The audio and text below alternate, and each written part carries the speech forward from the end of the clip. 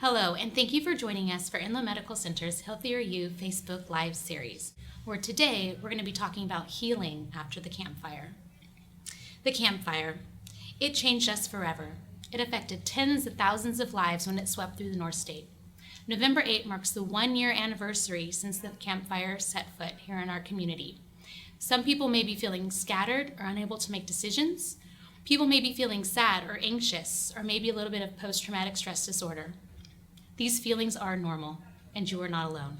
There are steps that you, me, and our loved ones can take to get through this tough time. And that is why we are here today. Hello, everyone. My name is Susie Lowry Hall, and I'm Enloe's Community Outreach Coordinator. And I am joined today with psychiatrist Dr. Scott Nichols. Thanks for having me. Thank you for being here. Dr. Nichols is the medical director at Enloe's Behavioral Health program. Today, we're going to be talking about our feelings, healing, why these feelings surface, and how we can cope and more. But before we get started, please remember the information we're about to share is not intended to be medical advice. If you have concerns about your mental or physical well-being, please make sure you speak with your provider. But as always, please join our conversation. Post your comments and questions in the comments field, and we'll do our best to answer them throughout the broadcast. So with that, we'll go ahead and get started. So, Dr. Nichols, we'll go ahead and jump right in. What is it about the Campfire Anniversary that's triggering these emotions or these behaviors? Well, I'd like to divide this into two things. One that I'm not going to speak as much on is just the normal bereavement and loss. Any type of loss triggers feelings of sadness, and anniversaries and reminders remind people of that. And the normal bereavement process has waves of emotion and feeling of sadness. And in the normal bereavement process, those become less intense and less frequent as time goes on. But in a trauma like this, we have a lot of post-traumatic stress disorder symptoms. And the thing about post-traumatic stress disorder, commonly called PTSD, is that it is a natural process that is basically pre-programmed into all mammals and especially humans. And the idea is, if something threatens you or almost kills you, these are processes that are designed to keep you from dying from that exact same thing. And so we humans, we've never been the strongest animal around and never the fastest, but we've become really good at pattern recognition. And so if something has threatened us in the past, what will happen is if something meets the general pattern or is familiar, it will trigger something in our brain that sets off responses to try to protect us. And so people in this situation will find things like a change of weather or wind or clouds or, being in a place where they were traumatized can all set off really strong emotions. And those emotions and behavioral scripts are basically designed to try to keep us alive, but they're not always helpful in a situation like this. So, Dr. Nichols, who's at risk of having these feelings? Is it just our campfire survivors, or what are your thoughts on that? Well, of course, the people who are directly affected and whose lives were threatened will be affected by this. But with post-traumatic stress disorder, there's a concept called vicarious trauma. So people can be traumatized because loved ones experienced a threat. Most of us in this area, even if we're not from Paradise, a lot of us evacuated or hosted refugees, and we will experience that. And of course, family members whose loved ones were threatened or who lost loved ones can be affected by this.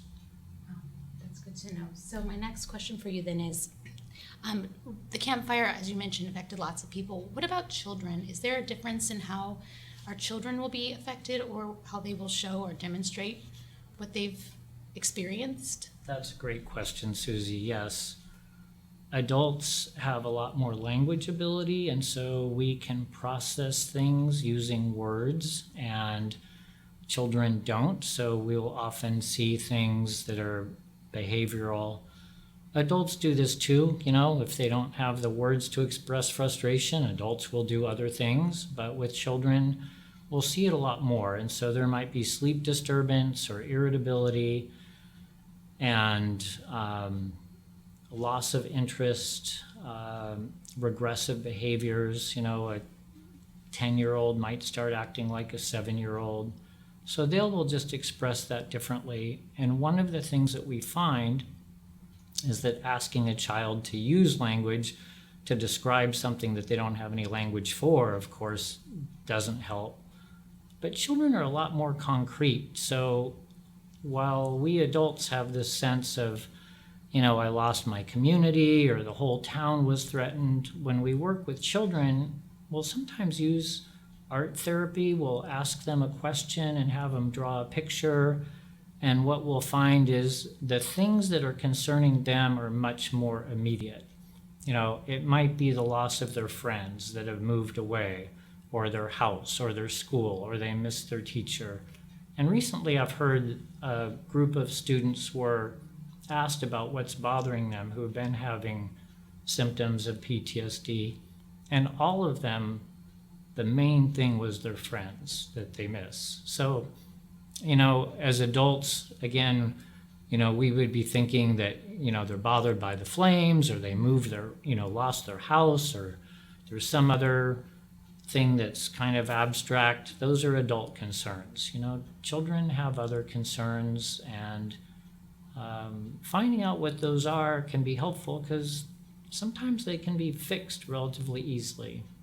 That's really good to know. So I know we just talked a lot about how our children are responding. So can you share more with the viewers and I about what we might be seeing from our loved ones or maybe even ourselves? What are some behaviors that we might want to look out for?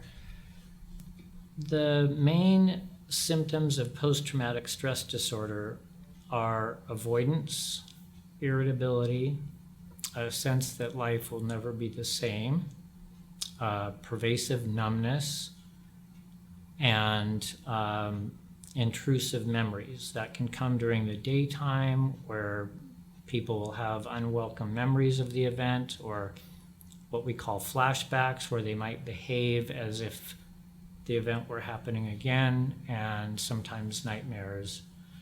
The thing that really should draw attention for someone getting help is if there's more than a 2-week period where they're really not functioning well, having difficulty making decisions, not eating, not able to go to work, not able to carry out the activities of daily living or the things that they need to do to move forward. And we particularly get concerned if people start to make comments that, they wish they weren't here, or they would wake up. Most people aren't going to say, I'm going to kill myself, but they might be starting to move in that direction when they're making comments that, life isn't worth living, or it'll never be the same, or, like I said, I wish I wouldn't wake up. And then what's really important to know is that sedatives like alcohol and Xanax, lorazepam, all the benzodiazepines, and opiates have been clinically shown to make PTSD worse. And so my concern is when people see someone resorting to sedatives to cope, they're really on a downward path. And my other concern is that if people go to their primary care doctor and they say they're anxious, those are the number one medication that a doctor would reasonably prescribe for generalized anxiety disorder. But with post-traumatic stress disorder, it's been shown to be detrimental. So that's when really specialized care becomes really important and urgent. So if myself or one of the viewers or a loved one feels like these symptoms you're describing are relatable, what are some of the resources that are available to us? The first one I'd like to recommend is actually to call Enloe Behavioral Health. We are staffed with nurses 24 hours a day, 7 days a week. People can call and they can get a referral, or they can get an immediate evaluation, and sometimes it's actually helpful to be hospitalized. We have hospitalized many people with post-traumatic stress disorder since the Campfire, and they've been helped. And they might be here overnight, they might be here for a few days, some people as long as a week, but we find that their lives can be really turned around. And that's very rewarding, but also, for the person and the family, it can make a big difference to be kind of back on the road to recovery. The second option I would suggest is to call 211, and there's a website, helpcentral.org, that is specifically designed for resources for the campfire, and that also has some counseling resources. But for the things that I mentioned, when people really aren't functioning well or having thoughts of despair or resorting to sedatives, that's the time to give us a call. And if we can't treat the person or it's not appropriate, then we're also in a place to make referrals to places that can provide more expedient help. A follow-up question with that is, if you or a loved one can you make a phone call together? Is that something that we can do? Absolutely. Okay. Yeah. That's nice. We like to see the person making their own phone call, but we can always provide information. If someone has a spouse, a child, adult, parent, or whatever that they think isn't doing well, we will take phone calls and provide information and help guide that person to get their family member or friend the help they need. Great, thank you. My next question, and for myself and our viewers, is: we know the Campfire Anniversary is approaching. Is there if we sense a little bit of what you're describing, is there anything that we can do to maybe protect ourselves from it, or, maybe try to minimize how we're responding? That's a great question. And really, there's no one set thing that is helpful for everyone in a situation like this. For some people, they will really benefit from all of the events and activities that are going on, and remembrance services and celebrations. For other people, that's the exact wrong thing for them. And I think one of the real important things in this situation is, I had mentioned these automatic responses that are programmed in. Following those responses, which are fight, flight, freeze, please, and play dead, is not necessarily the best thing to do. The best thing to do is to actually be using our minds in this situation and to be thinking about what would really help me. And so if that is to be in one of these events or to attend with family members, or you think that would be helpful for your family, then that's great and do it. But if you feel like that will trigger you and the crowds might be disturbing, or you're too irritable, or you don't want to have memories provoked, then to figure out what would be helpful. And it might be good to plan to be doing something else. The bottom line is, at a time like this, is really what we call exquisite self-care. It is to figure out what will really help me to move forward, what's going to bring me comfort. Kind of the analogy of, what they say on the airplane about putting your own mask on first. It's really, what can I do to meet my own survival needs and meet my own needs to move forward? And that actually is good for everybody else around you, because it models to them that it's okay to take care of yourself and to be thinking about what will be helpful. That is really helpful. Thank you very you. much. I have one other question, and that is the holiday season. Yes. We're approaching, and for campfire survivors, this might be especially challenging for those who have lost loved ones. Do you have any help for them, or any thoughts on that?